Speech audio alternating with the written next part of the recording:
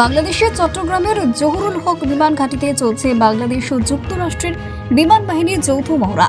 আজ বৃহস্পতিবার 7 দিনব্যাপী এই যৌথ মহড়া শেষ হচ্ছে। আন্তঃবাহিনী জনসংযোগ পরিদপ্তর জানিয়েছে, যৌথ মহড়ায় অংশ নিচ্ছে বাংলাদেশ বিমান বাহিনীর একটি C-130J পরিবহন বিমান, একটি MI-17 হেলিকপ্টার এবং যুক্তরাষ্ট্রের প্যাসিফিক এয়ারফোর্সের দুটি C-130J পরিবহন বিমান। এতে বাংলাদেশের 150 জন এবং যুক্তরাষ্ট্রের 92 জন সামরিক সদস্য অংশ নিচ্ছে। এদিকে বুধবার ঢাকাস্থ মার্কিন দূতাবাসের এক সংবাদ বিজ্ঞপ্তিতে জানানো হয়েছে, প্যাসিফিক অঞ্চল মহড়ার মাধ্যমে প্রতিরক্ষা সহযোগিতা এগিয়ে নিচ্ছে যুক্তরাষ্ট্র ও বাংলাদেশ।